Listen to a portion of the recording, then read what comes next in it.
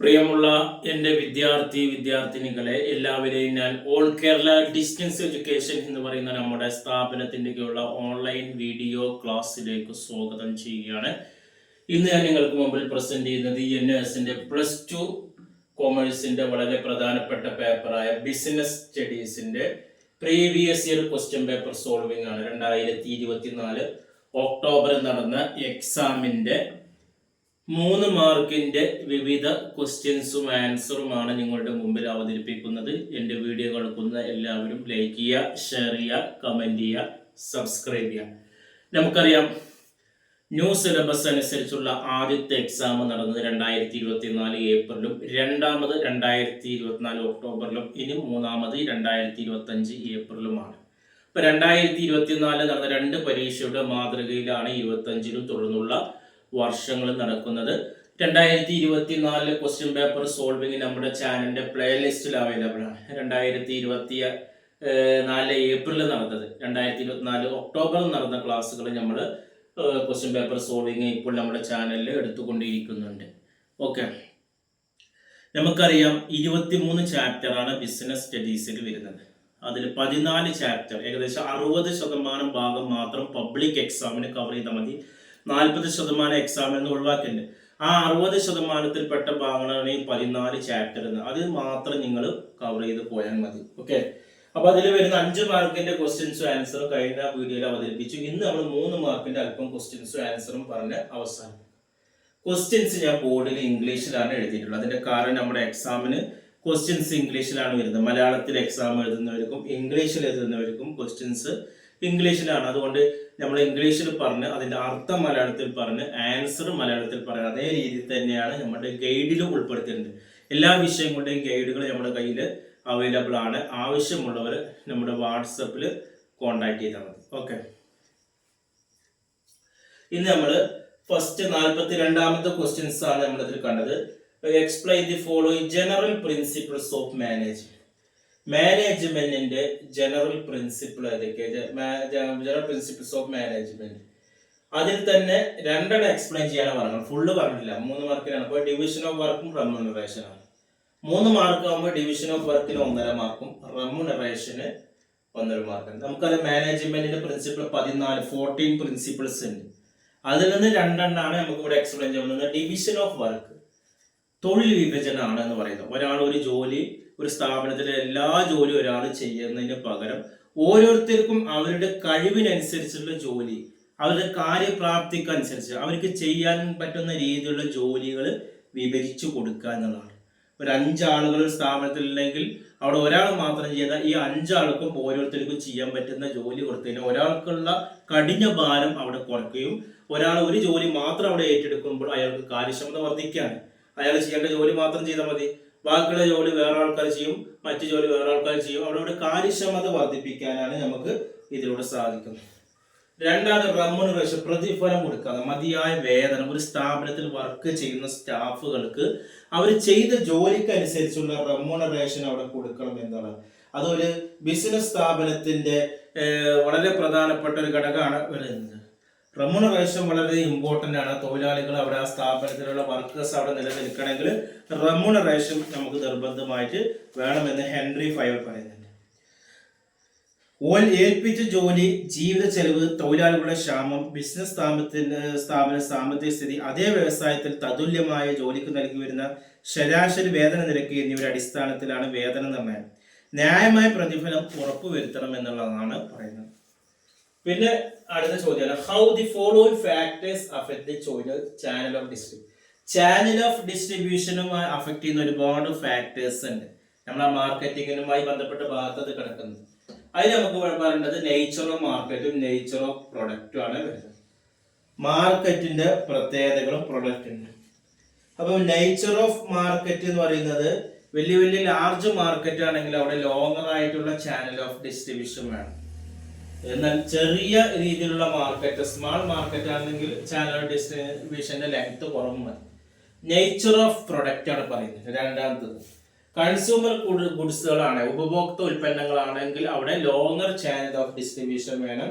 അതേപോലെ തന്നെ ഒരു സ്പെഷ്യലൈസ്ഡ് അല്ലെങ്കിൽ ടെക്നിക്കൽ പ്രൊഡക്റ്റ് ആണെങ്കിൽ അവിടെ എന്ത് മതി, ഷോർട്ടർ ചാനൽ ഓഫ് ഡിസ്ട്രിബ്യൂഷൻ മതി. ഇവിടെ നമ്മൾ 1.5 മാർക്ക് നേച്ചർ ഓഫ് മാർക്കിലും നേച്ചർ ഓഫ് പ്രൊഡക്റ്റിന് 1.5, അങ്ങനെയാണ് 3 മാർക്ക് വരും. അടുത്തതും തന്നെ briefly explain the following technique of ശാസ്ത്രീയ മാനേജ്മെന്റിന്റെ ടെക്നിക്കുകൾ ഒരുപാടുണ്ട്. അതിൽ നമുക്ക് വേണ്ടതാണ് ടൈം സ്റ്റഡി, മോഷൻ സ്റ്റഡി. ഇത് രണ്ട് എക്സ്പ്ലെയിൻ ചെയ്യാനാണ്. ഓക്കെ, ഇതിന് ഓരോന്നിനും 1.5 മാർക്ക് വെച്ചിട്ടാണ് വരുന്നത്. ഇത് നമുക്ക് ഈ പറയുന്ന 6ാമത്തെ ചാപ്റ്ററിലാണ് വരുന്നത്. ഗൈഡിൽ നമുക്ക് 90ാമത്തെ പേജിൽ കാണുന്നുണ്ട്. മോഷൻ സ്റ്റഡി എന്ന് പറഞ്ഞാൽ ചലനാത്മകമായ പഠനമാണ്.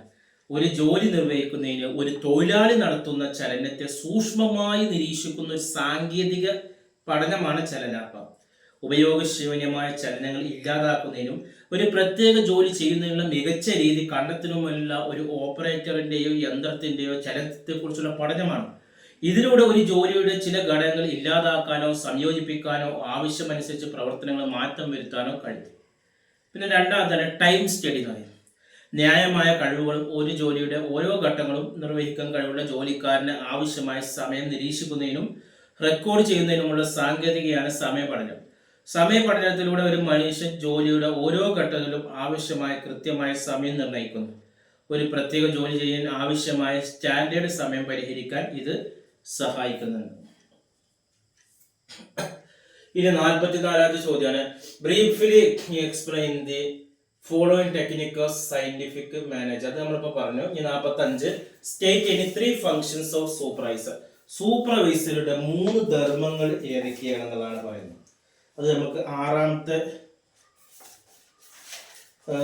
ചാപ്റ്ററിൽ തന്നെ, അല്ല 8ാമത്തെ ചാപ്റ്ററിൽ തന്നെ പേജ് നമ്പർ 115 നമുക്ക് കാണാൻ കഴിയും.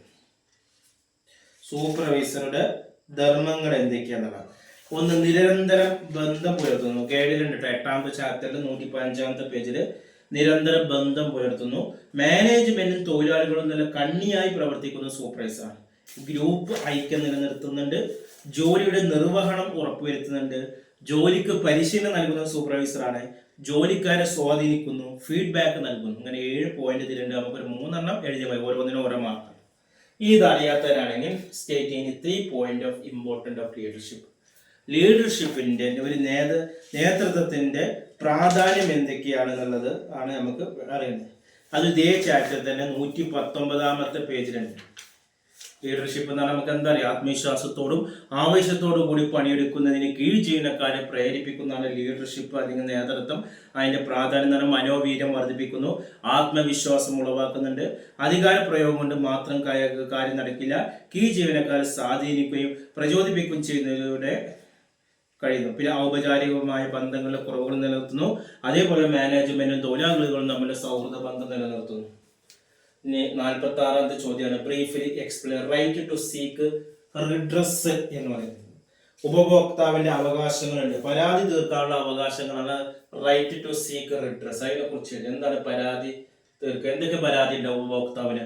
ഒരു ഉൽപ്പന്നങ്ങളിൽ കംപ്ലൈന്റുകൾ വരാം. ഫസ്റ്റ് ഹാൻഡ് ഉൽപ്പന്നങ്ങൾ ചോദിച്ച് സെക്കൻഡ് ഹാൻഡ് നൽകുക. ക്വാളിറ്റി ഒരു അൺക്വാളിറ്റി ആയിട്ടുള്ള പ്രൊഡക്റ്റ് നൽകുക. ആ ഉൽപ്പന്നങ്ങളിൽ മായം ചേർത്ത് നൽകുക. അതേപോലെ തന്നെ കൃത്രിമ ഉൽപ്പന്നങ്ങൾ നൽകുക. അളവിലും തൂക്കത്തിലൊക്കെ കൃത്രിമം കണ്ടു. ഇങ്ങനെ ഉപഭോക്താക്കുന്ന തെറ്റിദ്ധരിക്കുന്ന പരസ്യങ്ങൾ വഴിയോ അവരെ വഞ്ചിതരാക്കുന്ന എന്തെങ്കിലും അവർക്ക് മാനസിക വിഷമങ്ങൾ ഉണ്ടെങ്കിൽ അതിന് നിയമപരമായ ആക്ടിലൂടെ നേരിടാനുള്ള അവകാശം ആർക്കുണ്ട്? അതാണ് റൈറ്റ് ടു സീക്ക് റിഡ്രസ്. അതാണ് കൺസ്യൂമറിന്റെ ഒരു ഉപഭോക്താവിന്റെ അവകാശത്തിൽപ്പെട്ടത്. ഇനി 47ാമത്തെ ചോദ്യം. There are certain responsibility consumer brief explains to such as. ഒരുപാട് ഉത്തരവാദിത്തങ്ങൾ ഒരു ഉപഭോക്താവിനുണ്ട്. ഏതെങ്കിലും 2 ഉത്തരവാദിത്തങ്ങൾ എഴുതുക എന്നുള്ളതാണ്. ഇത് നമുക്ക് 17ാമത്തെ ചാപ്റ്ററിൽ പറയുന്നതാണ്. ഉപഭോക്താവിന്റെ ഉത്തരവാദിത്തങ്ങൾ ഉണ്ടാകും. ഉൽപ്പന്നങ്ങൾ കാണുന്നതിനും പരിശോധിക്കുന്നതിനുള്ള അവകാശങ്ങളുണ്ട്. അതേപോലെ തന്നെ ഉൽപ്പന്നത്തിന്റെ കാര്യങ്ങൾ മനസ്സിലാക്കുന്നത്, വിവരങ്ങൾ, അതിന്റെ കംപ്ലീറ്റ് ലേബലിംഗ് വിവരങ്ങളൊക്കെ മനസ്സിലാക്കാനുള്ള അവകാശം, അതിന്റെ ഗ്യാരണ്ടി ഡീറ്റെയിൽസ്, ഗുണങ്ങൾ, അതിന്റെ ഉപയോഗങ്ങൾ, ഇങ്ങനെയുള്ള കാര്യങ്ങളൊക്കെ മനസ്സിലാക്കാനുള്ള അവകാശന്മാർക്കുണ്ട്, ഉപഭോക്താവിനുണ്ട് എന്നുള്ളതാണ് പറയുന്നത്. ഇത്രയാണ് വരുന്നത്. ഇനി നമ്മൾ ഇതിൽ വരുന്ന 2 മാർക്കിന്റെ ക്വസ്റ്റ്യൻസ് ആൻസറൊക്കെ നമ്മൾ അടുത്ത വീഡിയോയിൽ അവതരിപ്പിക്കും. എല്ലാ വിഷയത്തിന്റെ ക്വസ്റ്റ്യൻ ആൻസർ നമ്മൾ അവതരിപ്പിക്കുന്നുണ്ട്. അത് നമ്മുടെ ചാനലിന്റെ പ്ലേലിസ്റ്റിൽ അവൈലബിൾ ആണ്. അതേപോലെ തന്നെ എല്ലാ വിഷയത്തിന്റെ മലയാളത്തിന്റെ ഗൈഡുകൾ ആവശ്യമുള്ളവർ എൻ്റെ വാട്സപ്പ് നമ്പർ കോൺടാക്ട് ചെയ്യുക. അഡ്മിഷൻ സംബന്ധമായ കാര്യങ്ങൾക്ക് 1 മാസം കൊണ്ട്, 2 മാസം കൊണ്ട്, 3 മാസം കൊണ്ട് SSLC+2 ഇന്ത്യയിലെ മുഴുവൻ സ്റ്റേറ്റുകളിൽ നമ്മൾ നൽകുന്നുണ്ട്. ഓൺലൈൻ ക്ലാസ്സുകൾ നൽകുന്ന ആഴ്ചയിൽ 6 ദിവസത്തെ ഓൺലൈൻ ക്ലാസ്സുകൾ നിങ്ങളുടെ ജോലിക്ക് തടസ്സമില്ലാത്ത രീതിയിൽ നൽകുന്നുണ്ട്.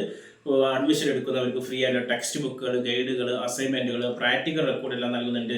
ഇനി ആരെങ്കിലും വീട്ടിലിരുന്ന് ഓൺലൈനായിട്ട് മൊബൈൽ പരീക്ഷ എഴുതാൻ താല്പര്യം ഉണ്ടെങ്കിൽ ബോസ് എഡ്യൂക്കേഷനിൽ SSLC +2 നൽകുന്നുണ്ട്. അതേപോലെ തന്നെ ഇഗ്നോ ശ്രീനാരായണ ഗുരു യൂണിവേഴ്സിറ്റി ഡിഗ്രി PG അഡ്മിഷൻ നൽകുന്നുണ്ട്. കൂടുതൽ വിവരങ്ങൾക്കും അഡ്മിഷനും കോൺടാക്ട് ചെയ്യേണ്ട വാട്സപ്പ് നമ്പർ നമ്മുടെ ചാനലിൻ്റെ ഡിസ്ക്രിപ്ഷൻ ബോക്സിലുണ്ട്. അത് നിങ്ങൾ കോൺടാക്ട് ചെയ്യുക 9037114679. Okay, thank you.